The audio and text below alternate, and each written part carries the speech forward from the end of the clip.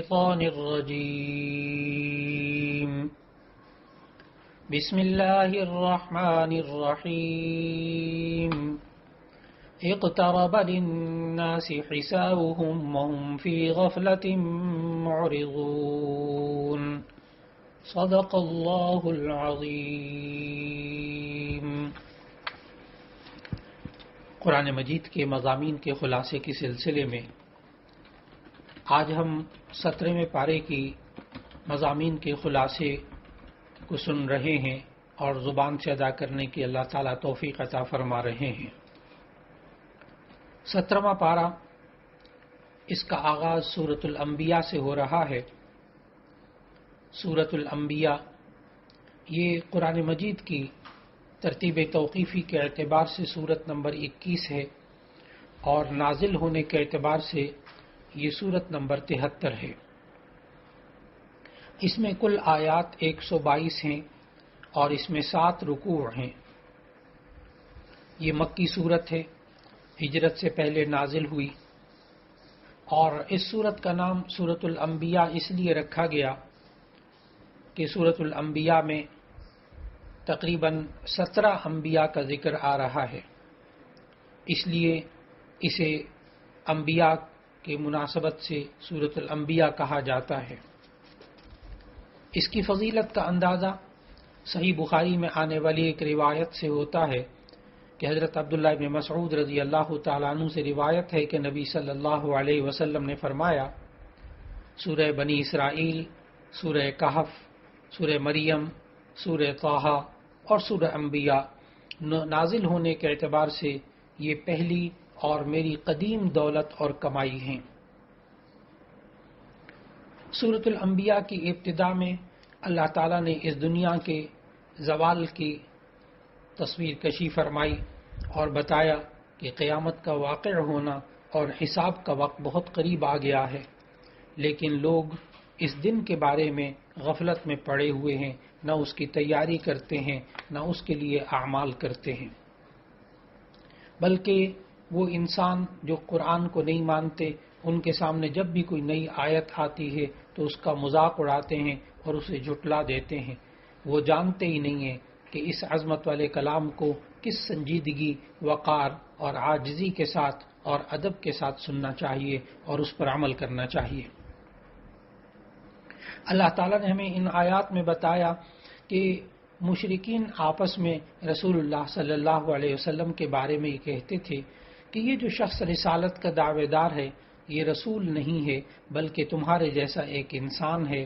اور یہ دوسرے انبیاء جیسے مادی معجزات بھی پیش نہیں کر رہے۔ قرآن مجید کی ان آیات میں اللہ تعالیٰ نے جواب دیا کہ جتنے بھی انبیاء پہلے آئے سب کے سب انسان تھے، وہ بھی کھاتے پیتے تھے، دوسرے انسانی تمام تقاضے پورے کرتے تھے، کوئی ایک بھی ایسا نبی نہیں تھا جو کہ بشری تقاضوں سے پاک ہو۔ اور پھر معجزات کے بارے میں اللہ تعالیٰ نے ہمیں سمجھایا کہ جہاں تک معجزات کا تعلق ہے تو قرآن سے بڑا معجزہ کون سا ہو سکتا ہے، اور اس کا سب سے بڑا معجزہ تو یہ ہے کہ قرآن کے آئینے میں مختلف عقائد، خیالات اور مختلف اخلاق و اعمال رکھنے والے لوگ اپنا چہرہ دیکھ سکتے ہیں۔ اس قرآن میں ہر قوم اور ہر شخص کا تذکرہ موجود ہے۔ چنانچہ اس کی آیت سورہ انبیاء کی آیت نمبر 10 میں جہاں اللہ تعالیٰ نے فرمایا، ہم نے تمہاری طرف ایسی کتاب نازل کی ہے جس میں تمہارا تذکرہ ہے، کیا تم نہیں سمجھتے؟ چنانچہ مشہور تابعی اور عرب سردار حضرت احنف ابن قیس رحمۃ اللہ علیہ کے بارے میں آتا ہے کہ ایک دن بیٹھے ہوئے تھے کہ کسی نے سورہ انبیاء کی آیت نمبر 10 تلاوت کر دی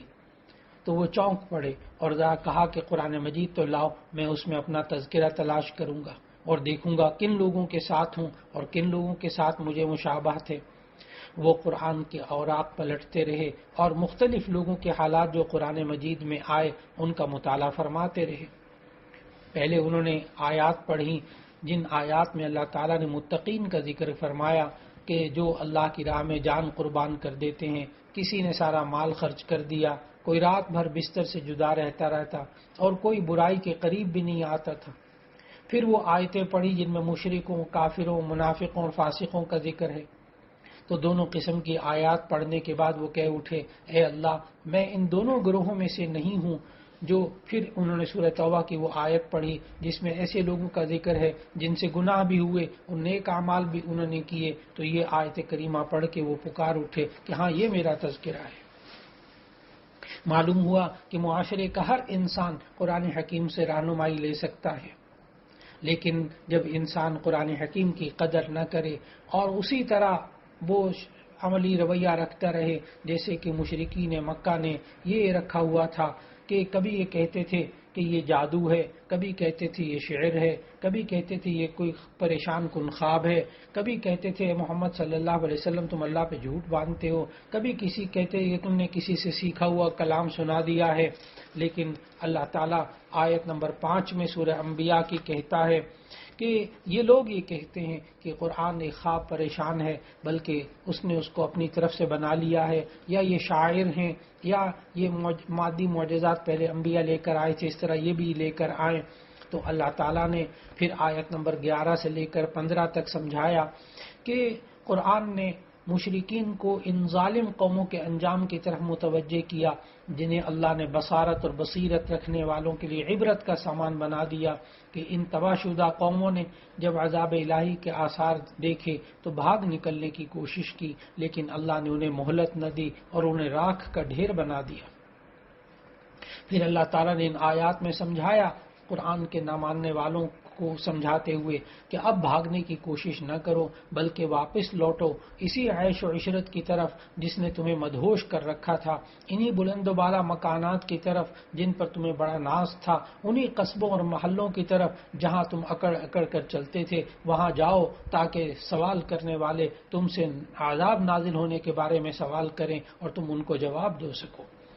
یعنی اللہ تعالیٰ نے ان کی استہزاء اور تذلیل کے طور پر یہ بات کہی کہ اب تم یہ سب کچھ کرو. آیت نمبر 16 سے لے کر 20 تک اللہ تعالیٰ نے ہمیں سمجھایا کہ دیکھو کائنات اس کھلی ہوئی کتاب میں رب العالمین کی وحدانیت کے بے شمار دلائل بکھرے ہوئے ہیں. اللہ نے یہ سب لہو و لعب کے لیے پیدا نہیں کیا. یہ کائنات میں ارض و سما، یہ شمس و قمر، یہ رات دن، یہ سب کچھ جو ہے یہ اللہ نے لہو و لعب بیکار پیدا نہیں کیا بلکہ حکمت کے تحت اور اس مقصد کے لیے پیدا کیا ہے کہ انسان اس میں غور کرے اور عبرت حاصل کرے.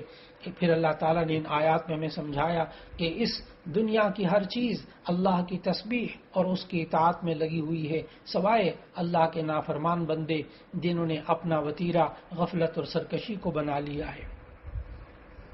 پھر آیت نمبر 21 سے لے کے 24 تک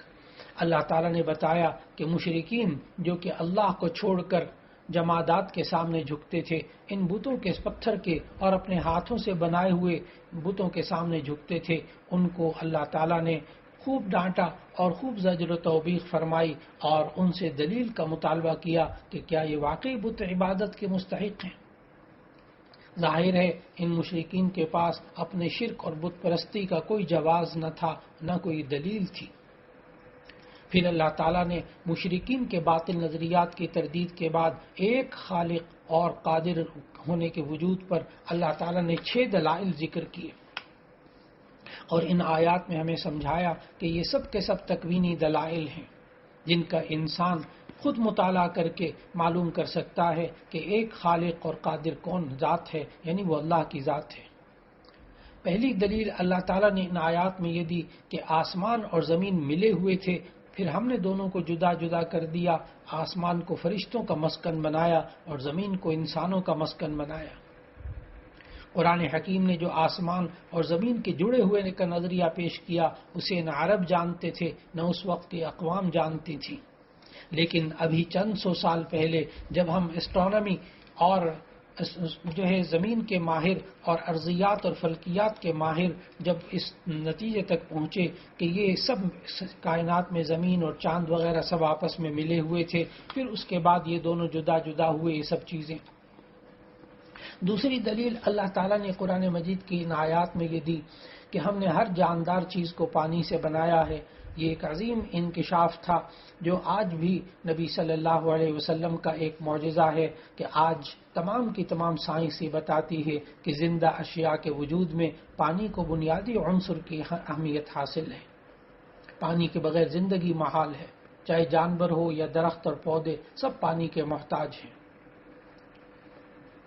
اسی طرح تیسری دلیل اللہ تعالیٰ نے ان آیات میں دی پہاڑوں کے سلسلے میں کہ ہم نے زمین پر پہاڑ بنائے تاکہ لوگوں کے بوجھ سے زمین ہلنے نہ لگے۔ اگر یہ پہاڑ نہ ہوتے تو زمین مسلسل زلزلوں اور اضطرابات کی زد میں رہتی، اور زمین کی تہہ میں جو آگ بھڑک رہی ہے اس سے حفاظت نہیں ہو سکتی تھی۔ آج بھی دنیا میں جہاں کہیں آتش فشاں پہاڑ پائے جاتے ہیں جن کے ذریعے گویا زمین کبھی کبھی سانس لیتی ہے اور اس میں بھڑکنے والی آگ باہر دکھائی دیتی ہے، اگر زمین کی تہ اتنی سخت نہ ہوتی، اس پر پہاڑوں کا بوجھ اللہ نے رکھا نہ ہوتا، تو یہ آگ، یہ آتش فشاں پہاڑ آج یہ انسان کو زندہ رہنے نہ دیتے۔ پھر چوتھی دلیل اللہ تعالیٰ نے ان آیات میں بتائی کہ ہم نے زمین میں کشادہ راستے بنائے ہیں تاکہ لوگ ان پر چلیں، اور پھر پہاڑی سلسلوں کو دیکھیں جو کہاں سے کہاں چلتے ہیں، اور اللہ تعالیٰ نے یہ اپنی قدرت انسانوں کے سامنے رکھ دی۔ پھر پانچویں دلیل ان آیات میں اللہ تعالیٰ نے یہ دی کہ ہم نے آسمان کو محفوظ چھت بنایا، اس چھت میں لاکھوں ستارے، سورج اور چاند جو اپنے اپنے مدار میں انتہائی تیز رفتاری سے گھوم رہے ہیں، نہ ان یہ آپس میں ٹکراتے ہیں نہ اپنے مدار میں سے ہلتے ہیں۔ آخر اللہ تعالیٰ نے ان آیات میں ہمیں سمجھایا اور مشرکین کے سامنے یہ رکھا کہ ایک ستارہ بھی اللہ کے نظام کے سے ہٹ کر نہیں چلتا، کون ہے جو اس سارے نظام کو سنبھالے ہوئے ہے اور ایک مخصوص رفتار سے وہ ان کو چلا رہا ہے۔ اور چھٹی بات یہ بتائی تکوینی دلائل میں سے کہ یہ رات اور دن، یہ سورج اور چاند اللہ تعالیٰ نے ان سب کو بنایا۔ آیت نمبر 30 سے 33 تک اللہ تعالیٰ نے سمجھایا کہ یہ سب کے سب آسمان میں تیر رہے ہیں جیسے مچھلی پانی میں تیرتی ہے، انہیں یہ کے بعد دیگرے ایک دوسرے کے پیچھے آنے میں کوئی مشکل پیش نہیں آتی، یہ کبھی رکتے بھی نہیں ہیں، مسلسل چلتے رہتے ہیں، آخرکار ان کو چلانے والا کون ہے؟ اللہ تعالیٰ نے یہ دلائل دے کر انسان کو سکھایا کہ انسان کو ان چیزوں کے اندر غور و فکر کرنا چاہیے تاکہ انسان اللہ کی قدرت پر ایمان لے آئے اور اس طرح شرک سے بچ جائے اور یہ دنیا کی جو چیزیں ہیں ان کو خدا نہ سمجھے۔ پھر اس کے بعد اللہ تعالیٰ نے 17 انبیاء علیہ السلام کے قصوں کو سورہ انبیاء کے اندر ذکر کیا۔ حضرت موسیٰ علیہ السلام، حضرت ہارون علیہ السلام، حضرت ابراہیم علیہ السلام، حضرت لوط، حضرت اسحاق، حضرت یعقوب، حضرت نوح، حضرت داود، حضرت سلیمان، حضرت ایوب، حضرت اسماعیل، حضرت ادریس، حضرت ذوالکفل، حضرت یونس، حضرت زکریا، حضرت یحییٰ اور حضرت عیسیٰ علیہ السلام۔ ان 17 انبیاء کے بارے میں اللہ تعالیٰ نے فرمایا کہ ان تمام انبیاء کی دعوت ایک تھی، اور وہ یہ تھی کہ جو نیک کام کرے گا اور مؤمن بھی ہوگا تو اس کی کوشش رائیگاں نہیں جائے گی۔ آیت نمبر 94 میں اللہ تعالیٰ نے بہت واضح انبیاء کی، تمام انبیاء کی یہ ایک ہی دین کی دعوت بتائی۔ پھر اس سورہ انبیاء کے اندر ان 17 انبیاء میں سے 6 کے قصے تفصیل کے ساتھ موجود ہیں۔ ان میں پہلے حضرت ابراہیم علیہ السلام کا قصہ تفصیل سے موجود ہے کہ حضرت ابراہیم علیہ السلام جنہیں دعوت توحید اور تردید شرک کی وجہ سے دہکتی ہوئی آگ میں گرا دیا، لیکن اللہ نے اس آگ سے کہا قلنا یا نار کونی بردا وسلاما علی ابراہیم، اے آگ تو ابراہیم پر سلامتی والی ہو جا، تیرا کام جلانا ہے تو ابراہیم کو نہ جلا، تیرا کام گرمی پہنچانا ہے تو ابراہیم کے لیے ٹھنڈی ہو جا۔ آگ جلتی رہی، اللہ تعالیٰ نے حضرت ابراہیم علیہ السلام کو اس سے نجات دی۔ پھر حضرت لوط علیہ السلام کا ذکر ہوا کہ حضرت لوط علیہ السلام یہ حضرت ابراہیم علیہ السلام کے بھتیجے تھے۔ حضرت لوط علیہ السلام کو ایک بدترین قوم کی طرف نبی بنا کر بھیجا گیا، اور اللہ تعالیٰ نے جب اس نبی کی بات کو نہ مانا اس قوم نے اور اپنی برائیوں سے باز نہ آئی تو اللہ تعالیٰ نے اس کو بستی کو پورا الٹ دیا اور زمین سے ان کا نام و نشان ختم کر دیا۔ پھر تیسرے پیغمبر حضرت نوح علیہ السلام کا ذکر ہوا سورہ انبیاء میں۔ حضرت نوح علیہ السلام ان کی طویل عمر اور اللہ تعالیٰ کی راہ میں صبر و تحمل کرنے کی وجہ سے یہ انبیاء کے شیخ کہلاتے ہیں۔ حضرت نوح علیہ السلام نے 950 سال، 950 سال تک اپنی امت میں فریضہ دعوت انجام دیا، اور اللہ تعالیٰ نے قرآن مجید میں یہ 950 سال کی وضاحت فرمائی۔ پھر حضرت داؤد علیہ السلام چوتھے رسول حضرت داؤد علیہ السلام اور حضرت سلیمان علیہ السلام کا ذکر ہوا. حضرت داؤد علیہ السلام اور ان کے بیٹے حضرت سلیمان علیہ السلام کا قصہ، جو دونوں نبی تھے اور بادشاہ بھی تھے، اللہ تعالیٰ نے انہیں روحانی اور مادی دونوں طرح کی نعمتوں سے خوب نوازا تھا. ہوا پر حکومت عطا فرمائی، داؤد علیہ السلام کے ہاتھوں میں لوہے کو نرم کر کے دکھا دیا، اور اس طرح حضرت ایوب 5 میں جو پیغمبر حضرت ایوب علیہ السلام کا ذکر ملتا ہے. حضرت ایوب علیہ السلام کے بارے میں ان آیات میں بتایا گیا کہ کس طرح مصائب اور آلام کے ذریعے ان کو آزمایا گیا. حضرت ایوب علیہ السلام نے صبر کا مظاہرہ کیا. ان مصائب میں وہ مسلسل اللہ کی طرف متوجہ رہے اور امت کو یہ سبق سکھایا قیامت تک آنے والے انسانوں کو کہ جو انسان مصیبت کے وقت میں اللہ کی طرف رجوع کرتا ہے، اللہ کی رحمت اس کی طرف متوجہ ہو جاتی ہے. یہ ابتلا اور آزمائش کا دور بالآخر ختم ہو جایا کرتا ہے. پھر چھٹے پیغمبر جن کا ذکر سورہ انبیاء میں آ رہا ہے وہ حضرت یونس علیہ السلام کا ہے. حضرت یونس علیہ السلام کا قصہ، جنہیں مچھلی نے نگل لیا اور اس کے پیٹ میں انہوں نے اللہ تعالیٰ کو پکارا، ان کی پکار سنی گئی اور انہیں غم سے نجات ملی. تو اللہ تعالیٰ نے ہمیں سورہ انبیاء کی ان آیات میں بتایا کہ کس طرح حضرت یونس علیہ السلام نے مچھلی کے پیٹ میں اللہ کو پکارا اور اللہ تعالیٰ نے ان کو نجات عطا فرمائی. اور اللہ تعالیٰ نے قیامت تک آنے والے انسانوں کو یہ بھی سبق دیا کہ جس طرح ہم نے ان کو نجات دی، اسی طرح ہم آئندہ آنے والے لوگوں کو بھی نجات دیتے رہیں گے.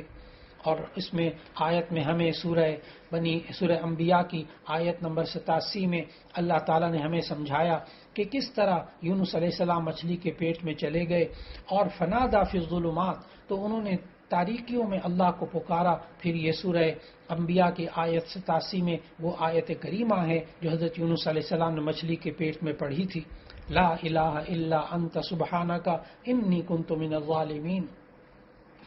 کہ اے اللہ تیرے سوا کوئی معبود نہیں اور تو تیری ذات تمام عیبوں سے پاک ہے، بے شک میں ہی ظلم کرنے والوں میں سے تھا. اللہ تعالیٰ نے آیت نمبر 88 میں بتایا فاستجبنا له ونجیناہ من الغم، ہم نے ان کی دعا کو قبول کر لیا اور ان کو غم سے نجات دے دی. اور اللہ تعالیٰ نے قیامت تک آنے والے ایمان والوں سے وعدہ کیا کہ وَكَذَلِكَ نُنْجِي الْمُؤْمِنِينَ، اسی طرح ہم ایمان والوں کو نجات دیتے رہیں گے جب وہ مشکلات میں اللہ تعالیٰ کو اسی طرح پکاریں گے. اس لیے مشکلات میں ہم سب کو یہ آیت ضرور تلاوت کرنی چاہیے، آیت کریمہ لا الہ الا انت سبحانک انی کنت من الظالمین. پھر اس کے بعد اللہ تعالیٰ نے ان آیات کے اندر زکریا علیہ السلام کا بھی ذکر فرمایا، اور پھر اس کے ساتھ ساتھ حضرت یونس علیہ السلام کے واقعے کے بعد یہ کل 7 انبیاء کا ذکر کرنے کے بعد یاجوج ماجوج کا بھی ذکر اللہ تعالیٰ نے ان سورہ انبیاء میں فرمایا. اگرچہ اس کا ذکر سورہ کہف میں ہو چکا، لیکن اللہ تعالیٰ نے سورہ انبیاء میں پھر بتایا کہ قیامت قریب یاجوج ماجوج کو کھول دیا جائے گا. وہ اس طرح نکلیں گے گویا کہ وہ بلندی سے نشیب کی طرف اتر رہے ہوں تیزی سے. پھر اس کے بعد سورہ انبیاء کے آخر میں اللہ تعالیٰ نے بتایا کہ مشرکین اور ان کے بت قیامت کے دن جہنم کا ایندھن بنیں گے اور کوئی کسی کے کام نہیں آ سکے گا. پھر اس کے بعد سورہ انبیاء کے آخر میں اللہ تعالیٰ نے بتایا کہ محمد رسول اللہ صلی اللہ علیہ وسلم اور ان کا دین یہ ساری دنیا میں سارے جہانوں کے لیے رحمت ہیں. آپ صلی اللہ علیہ وسلم نے اللہ تعالیٰ کا پیغام انسانوں تک پہنچا دیا، مگر جب ہر قسم کے دلائل پیش کرنے کے بعد بھی لوگ نہ سمجھے تو پھر نبی صلی اللہ علیہ وسلم نے دعا کی، اے میرے پروردگار حق کے ساتھ فیصلہ کر دے، اور ہمارا پروردگار بڑا مہربان ہے، اسی سے ان باتوں میں جو تم بیان کرتے ہو مدد مانگی جاتی ہے. اس کے ساتھ ہی سورہ انبیاء کا اختتام ہوا اور 17ویں پارے کے نصف حصے سے پھر سورۃ الحج کا آغاز ہو رہا ہے. سورۃ الحج یہ ترتیب توقیفی کے اعتبار سے یعنی قرآن مجید کی ترتیب کے اعتبار سے سورت نمبر 22 ہے، اور یہ نازل ہونے کے اعتبار سے یہ سورت نمبر 103 ہے. یہ مدنی سورت ہے، یعنی ہجرت کے بعد نازل ہوئی، اور سورہ حج کے اندر کل 78 آیات ہیں اور 10 رکوع ہیں. سورہ حج کا نام سورہ حج اس لیے رکھا گیا کہ اللہ تعالیٰ نے آیات نمبر 26 سے لے کر آیت نمبر 29 تک ہمیں بتایا کہ اس سورت میں حضرت ابراہیم علیہ السلام کہ زبان سے لوگوں کو حج کی فرضیت کا اعلان کروایا گیا، اس لیے اسے سورہ حج کہتے ہیں۔ عام طور پر جو مدنی صورتیں ہوتی ہیں ان میں اعمال کا ذکر ہوتا ہے، لیکن اس مدنی صورت کے اندر اللہ تعالیٰ نے عقائد کا بھی ذکر فرمایا۔ چنانچہ سورہ حج کے اندر ہجرت، جہاد، حج اور قربانی جیسے شرعی احکام بھی ہیں، لیکن اس سورہ حج میں عقیدہ توحید اور دوبارہ جی اٹھنا اور جزا اور سزا، جنت اور جہنم اور قیامت کے مناظر اور اس کی ہولناکیوں کا بھی بیان ہوا۔ سورہ حج کی ابتدا جب ہو رہی ہے تو اس کی ابتدا میں اللہ تعالیٰ نے قیامت کے مناظر کا ذکر کیا کہ اے لوگو اپنے رب سے ڈرو، بے شک قیامت کا زلزلہ بڑا حادثہ ہے۔ تم اس دن کو دیکھو کہ دودھ پلانے والی ہر عورت اپنے بچے کو بھول جائے گی اور ہر حمل والی کا حمل گر جائے گا، اور تم لوگ تم کو مدہوش نظر آئیں گے، حالانکہ وہ مدہوش نہیں ہوں گے، لیکن اللہ کا عذاب بڑا سخت ہے۔ پھر اس کے بعد کی آیات میں اللہ تعالیٰ نے قیامت کا ذکر کرنے کے بعد دوبارہ جی اٹھنے کے بارے میں ذکر کیا کہ اللہ دوبارہ انسانوں کو زندہ کرے گا، اور دوبارہ زندہ کرنے پر جو مشرکین کے دلائل ہوتے تھے اور جس کی وجہ سے وہ دوبارہ جی اٹھنے کو مشکل سمجھتے تھے، اللہ تعالیٰ نے اس کا ذکر ان آیات میں کیا اور جواب دیا کہ انسان اپنی پیدائش میں غور کرے کہ انسان کس طرح مختلف مرحلوں سے گزر کر پھر وہ انسان بڑا ہوتا ہے اور کس طرح اللہ نے اس کو پہلے پیدا کیا۔ اللہ تعالیٰ نے سورۃ الحج کی ان آیات میں انسان کی پیدائش کے 7 مرحلوں کا ذکر کیا۔ نمبر 1، انسان کے باپ حضرت آدم علیہ السلام کو بلا واسطہ اللہ نے مٹی سے پیدا کیا، پھر اس کے بعد آدم علیہ السلام کے واسطے سے بھی انسان کا بہرحال مٹی سے پیدا ہونا ہی ہے۔ دوسری بات، اللہ تعالیٰ نے دوسرا مرحلہ انسان کی پیدائش کا یہ بتایا کہ ہر انسان منی کے ایک نطفے سے پیدا ہوتا ہے، اور منی خون سے پیدا ہوتی ہے، خون غذا سے اور غذا مٹی سے پیدا ہوتی ہے۔ پھر بتایا کہ تیسرے مرحلے میں یہ خون کا لوتھڑا بنتا ہے، اور چوتھے مرحلے میں یہ گوشت کا ایک ٹکڑا بنتا ہے جس کی بناوٹ کامل بھی ہوتی ہے اور نامکمل بھی ہوتی ہے۔ پھر بتایا اللہ تعالیٰ نے 5ویں مرحلے میں جو بچہ پیدا ہوتا ہے حواس کے اعتبار سے، اپنی قوت کے اعتبار سے کتنا کمزور ہوتا ہے، لیکن 6 مرحلے میں اللہ نے بتایا کہ پھر وہ جوان ہو جاتا ہے، عقل اور قوت کے کمال کو پہنچتا ہے۔ پھر 7ویں مرحلے میں اللہ نے بتایا یا تو انسان جوانی میں انتقال کر جاتا ہے یا اتنا بوڑھا ہو جاتا ہے کہ جو کچھ اس نے باتیں سیکھی ہوتی ہیں، جانی ہوتی ہیں، اس کی یادداشت بھی چلی جاتی ہے۔ اللہ تعالیٰ نے انسان سے سوال کیا کہ یہ انسان کیا خود ان مراحل سے گزرتا ہے؟ وہ کیسے کہہ سکتا ہے کہ اللہ دوبارہ پیدا کرنے پر قادر نہیں؟ انسان یہ ایک چھوٹے سے ذرے سے پیدا ہوا اور پھر اس کے بعد یہ ذرات اس کے چند فٹ کی قبر میں بکھر جائیں تو اللہ کیا دوبارہ نہیں زندہ کر سکتا؟ اللہ تعالیٰ نے آیت نمبر 8 سے لے کے 10 تک میں بتایا کہ دیکھو مردہ زمین پر اللہ بارش برساتا ہے تو اس میں بھی زندگی جاگ اٹھتی ہے اور طرح طرح کی چیزیں اگنے لگتی ہیں۔ جو رب مردہ زمین کو زندہ کر سکتا ہے وہ مردہ انسانوں کو بھی زندہ کر سکتا ہے۔ پھر سورہ حج کی آیت نمبر 11 میں بتایا کچھ لوگ ایسے ہیں جو مذبذب رہتے ہیں، انہیں یقین نہیں ہوتا، وہ شک میں رہتے ہیں۔ اگر انہیں کچھ دنیاوی فائدے حاصل ہو جاتے ہیں تو عبادت میں لگے رہتے ہیں اور دین پر جمے رہتے ہیں، اور اگر فائدے کے بجائے آزمائش کا سامنا کرنا پڑ جائے تو منہ پھیر کر چلے جاتے ہیں۔ پھر اللہ تعالیٰ نے مختلف مذاہب کے لوگوں کا ذکر کیا اور ان کو چند گروہوں میں تقسیم کر دیا۔ ایک مسلمانوں کا ذکر ہوا کہ مسلمان وہ ہیں جو رسول اللہ صلی اللہ علیہ وسلم کی اتباع کرتے ہیں اور قرآن پر ایمان رکھتے ہیں۔ پھر یہودیوں کا ذکر کیا کہ یہودی حضرت موسیٰ علیہ السلام کے امتی اور اصحاب تورات کہلاتے ہیں۔ پھر عیسائی و نصارہ کا ذکر کیا کہ عیسائی حضرت عیسیٰ علیہ السلام کے امتی اور انجیل کو ماننے والے کہلاتے ہیں۔ پھر صابئین کا ذکر کیا۔ صابی یہ وہ فرقہ تھا جو حضرت ابراہیم علیہ السلام کے زمانے میں تھا۔ یہ ستاروں کی عبادت کرتے تھے، اللہ کو تو ایک مانتے تھے لیکن ستاروں کی عبادت کرتے تھے۔ پھر 5واں جو فرقہ ذکر کیا اللہ تعالیٰ نے وہ مجوسیوں کا، مجوسی یہ کسی آسمانی مذہب کے پیروکار نہیں تھے، یہ سورج اور چاند اور آگ کی پرستش کرتے تھے۔ پھر چھٹا فرقہ اللہ نے مشرکین کا ذکر کیا یہاں کہ مشرکین وہ جو بتوں کی پرستش کرتے تھے۔ پھر اللہ تعالیٰ نے ذکر کیا کہ یہ سارے کے سارے فرقے یہ شیطانی فرقے ہیں، جو رحمانی فرقہ ہے وہ صرف ایک ہے۔ آیت نمبر 17 میں بتایا اللہ تعالیٰ نے وہ ہے جو کہ اللہ کو مانتا ہے، رحمان کو مانتا ہے۔ پھر اس کے بعد اللہ تعالیٰ نے حج کے اعلان کا ذکر کیا کہ حضرت ابراہیم علیہ السلام نے اللہ تعالیٰ کے حکم سے، آیت نمبر 30 کے اندر تفصیل موجود کہ اللہ تعالیٰ نے حضرت ابراہیم علیہ السلام کو حکم دیا کہ بیت اللہ کی تعمیر کریں، اور اس کے بعد جبل ابی قبیس پر کھڑے ہو کر حج کا اعلان کیا کہ اللہ تعالیٰ نے اپنی قدرت کاملہ سے یہ اعلان ارض و سما میں رہنے والوں تک پہنچایا اور ہر کسی نے سن لیا۔ اور پھر حج اور حج کے مناسک کی مناسبت سے یہ بھی بتایا کہ اللہ کے محارم کی تعظیم ایمان کی علامت میں سے ہے۔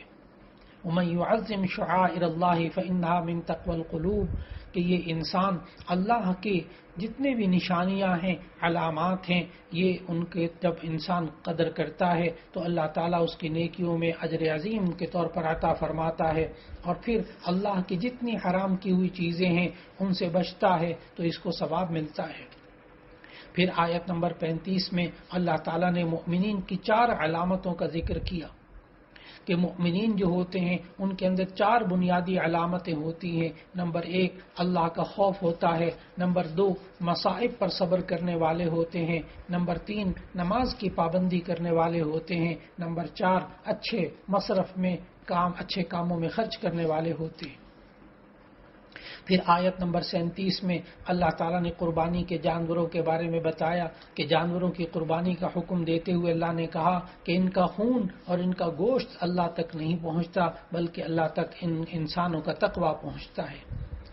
جس کے دل میں تقویٰ ہوگا وہ گناہوں سے بچے گا اور نیک اعمال صرف اللہ کے لیے کرے گا، قربانی بھی اللہ کے لیے کرے گا۔ پھر مناسک حج کا ذکر کرنے کے بعد مسلمانوں کو جہاد و قتال کی اجازت دی، کیونکہ کفار مسلمانوں کو اللہ کے دین سے اور مکہ میں داخل ہونے سے روکتے تھے۔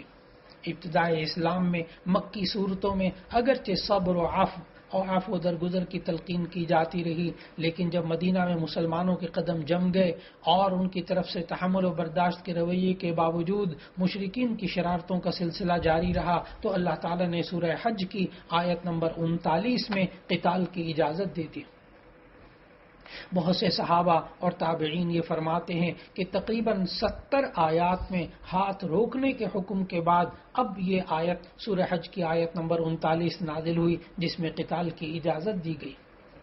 یہ جہاد کا اللہ تعالیٰ نے جب حکم دیا اور اجازت دی تو پھر ایسی صورت میں یہ ذہن میں رکھنا چاہیے کہ اگر اللہ جہاد کی اجازت نہ دیتا تو پھر دشمن خود سر ہو جاتے اور کافر مومنوں پر چھا جاتے، لیکن اللہ تعالیٰ نے جہاد کو یہ امت مسلمہ کے ذمے ایک لازم اور فرض قرار دیا ان حالات میں۔ پھر اس کے بعد آیت نمبر 49 میں اللہ تعالیٰ نے دوسرے انبیاء کی طرح حضرت نبی کریم آخری نبی حضرت محمد مصطفیٰ صلی اللہ علیہ وسلم کے بعثت کا مقصد بتایا کہ آپ صلی اللہ علیہ وسلم کی بعثت کا مقصد بھی اللہ کے دین کو لوگوں تک پہنچانا تھا۔ پھر اس کے بعد آیت نمبر 52 اور 53 میں اللہ تعالیٰ نے فرمایا کہ اللہ کا یہ دستور رہا ہے کہ وہ شیاطین کے پیدا کردہ وسوسوں اور شبہات کا ازالہ کرتا رہتا ہے۔ اور پھر اس کے بعد سورہ حج کے آخری آیات میں اللہ تعالیٰ نے اپنے دلائل، اپنی قدرت کے دلائل کو بیان کرنے کے بعد اور کافروں کے معبودان باطلہ کی تردید کے بعد دوبارہ شرعی احکام دیے اور اہل ایمان کو جہاد فی سبیل اللہ، اقامت صلاۃ اور زکوٰۃ کی ادائیگی کا حکم دیا۔ انہی احکام کے ساتھ سورہ حج کا اختتام ہو رہا ہے اور 17ویں پارے کا اختتام ہو رہا ہے۔ وآخر دعوانا ان الحمد للہ رب العالمین۔